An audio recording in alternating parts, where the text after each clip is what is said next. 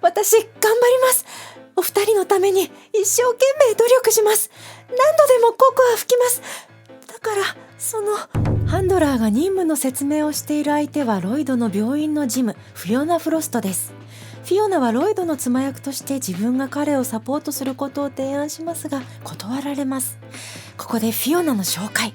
眉一つ動かさず任務に執着する彼女のコードネームはトバリ。トバリが向かった先はフォージャー家でした。ここからアニメオリジナルです。ヨルさんが洗い物をしながら朝食作りをまた失敗してしまったことを思い出しています。今日の朝食もまた失敗してしまいました。結局お昼はロイドさんにお任せしてしまって、シチュー以外も早く上手になりたいです。シチュー作りが上手になった時からヨルさんはフォージャー家で作っていたんですね。その話を聞いてほっこりします。そこでチャイムが鳴り、はーい。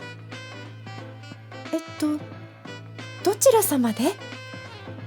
失礼。私フォージャー先生の職場の同僚でフィオナ・フロストと申します。申し遅れました。私はスパイファミリーなどの動画をアップしている隣の隣の隣です。これからもいろいろな動画をたくさんアップしていきますので、ぜひぜひチャンネル登録してお待ちくださいね。ロイドとアーニャは留守でお茶を出しながらフィオナを待たせるヨルさんはその美しさに見とれています。わあ、綺麗な方ですね。フィオナは家を褒める裏でヨルさんがストリックスの足かせになるなら排除するまでと考えています。しかしヨルさんの隙のない身のこなしに気づきます。普段のお仕事がお仕事ですからね。そこでフィオナはあの手この手を使い、会話からヨルさんが自ら出ていくように仕向けようと試みます。ユーリとフランキーさん以外で初めての来客、緊張します。私は人妻。いろいろと大変でしょう。子育てにうんざりしませんか？大変？なぜですか？元気なのはとてもいいことです。元気がないとどうしていいかわからなくて困っちゃいますが、アーニャさんといるのはとても楽しいです。でもいろいろこなされてるロイドさんは確かに大変そうだなと私が至らぬばかりに。そうよ。あなたは己の未熟さを自覚すべきよ。とフィオナは口には出しませんが、ものすごい心理戦を仕掛けてきて見応えがありますね。フォージャー先生、職場でよくぼやいてますよ。うちの嫁はいつもと言いかけたところロイドが帰宅。アーニャ帰還。おかえりなさい。フィオナの急な来客にロイドは驚きますが、表向きは普通の会話をします。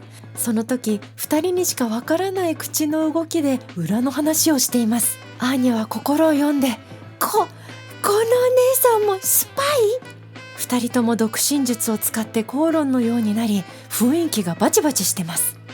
お姉さん父と仲悪い？もしかして悪者スパイ？顔も怖い。次の瞬間、黄昏先輩好き。アーニャは急な展開に好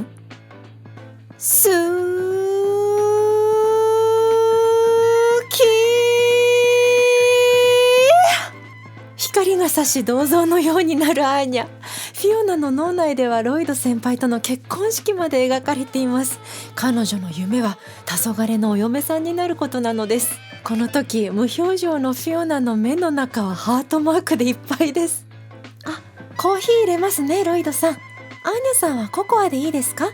コーヒーを入れている時、ヨルさんはさっきフィオナが言いかけていたことを気にして、でも私なんかじゃそう思われても仕方のないことかもしれません。朝食さえまともに作れないんですから。こちらミルクです。先輩はブラックよとフィオナが思うのもつかの間、横でドボドボドボっとコーヒーにミルクを入れるロイド。それもキャラを演じてるだけだとフィオナは思います。アーニャはフィオナの脳内にやはり気を取られ、なんとココアをこぼしてしまいます。お姉さん愉快。大丈夫ですかアーニャさん。フフィオナはそれを見て粗骨な娘と思い、自分なら1ヶ月でステラ改造マシンにしてみせると想像します。アーニャはそれを聞いて、アーニャこの母断固拒否。なんだかアーニャ、母に甘えたい気分。どうしたのですか急に。ココア拭いてくれる母世界一好き。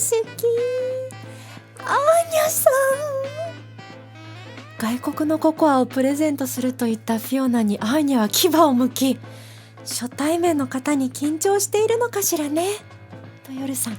仲良しの父と母がいて、ボンドもいて、アーニャホージャー家の娘でよかった。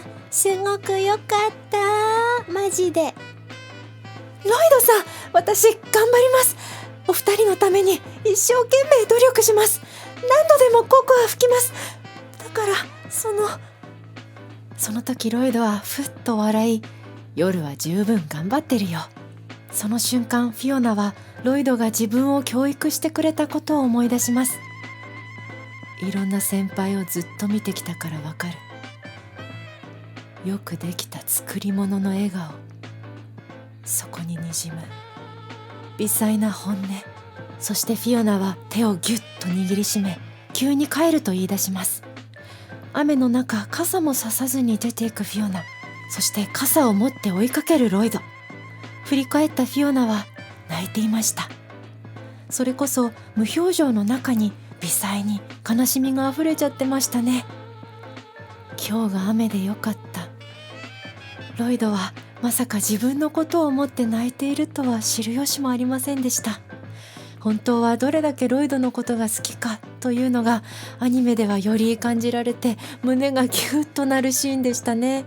ロイドに教えられたポーカーフェイスがあだとなり、ロイドに気持ちを伝えられないまま彼のそばで過ごすフィオナが切ないですよね。多くの女性陣はキュンとなったのではないでしょうか。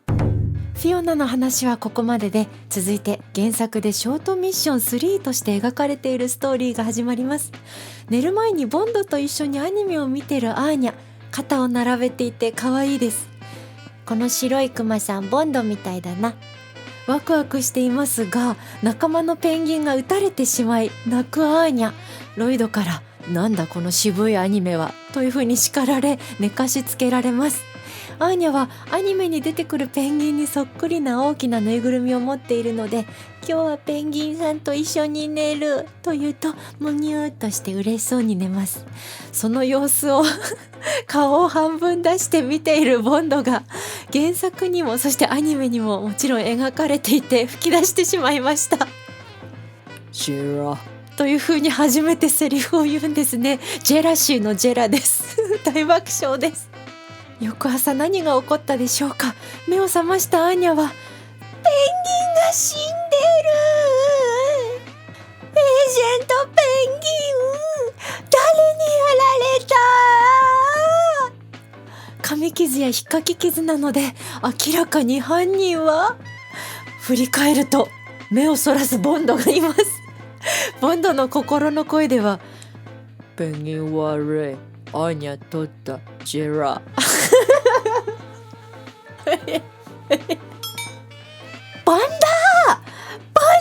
か大嫌い。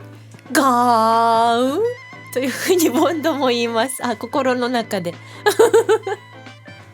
アーニャはつなぎの寝巻きのまんま泣いて、ロイドから押さえつけられていて可愛いです。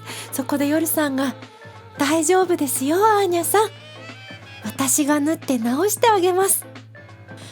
ペンギン生き返る。しかしヨルさんが直すと、あれ、なぜか首がもげてしまいました。うわー、もっと死んだ。ごめんなさいごめんなさい。ロイドから新しいの買ってやるからと言われても、父にもらったやつの方がいいと、このペンギンさんが大事なんだとアーニャは泣きます。これよくわかりますよね。新しく綺麗なぬいぐるみもいいですが、ずっと一緒に過ごしたぬいぐるみは家族同然ですもんね。ロイドが直してくれたエージェントペンギンを見て、なんだかフランケンシュタインとアーニャは言います。傷は戦士の勲章だ。平和を守る戦いで名誉の負傷をしたのだとロイド。優しいですね。ここ父らしいですね。そこに恐る恐る現れたのがピーナッツの袋をくわえたボンドでした。心の声はよく聞こえませんが、アーニャに謝ってるんだとアーニャは気づきます。ロイドからアニメの中のボンドマンも昨日の敵は今日の友と言ってたぞというふうに聞き、アーニャはペンギンを使いボンドに話しかけます。我は深く傷ついた。今度の戦争はピーナッツに免じて終結させてやる。あというふうに少しアーニャは顔を出します。アーニャも嫌いって言ってごめんなさい。ほわーんとするボンドは嬉しくてアーニャに飛びついてしまいます。よし、平和条約に調印だと反抗した後、また仲良くみんなでドタンコはしゃいでいます。涙出た。東西もこれくらい簡単だといいんだがとロイドはほっとした表情を見せています。なんて素敵な話でしょうか。ワンちゃんや猫ちゃんにも感情がありますし、アーニャとボンドはいつの間にかこんなにも本当の友情でつながっていたんですね。そして子供らしいアーニャに戸惑いながらも、アーニャの好きなスパイアニメのセリフを引用したり、父親として励ますロイドの姿がかっこよかったし可愛かったですよね。いやー、今回は鉄面皮のフィオナから好きという声のひっくり返るロングトーンが出るとは思いませんでしたね。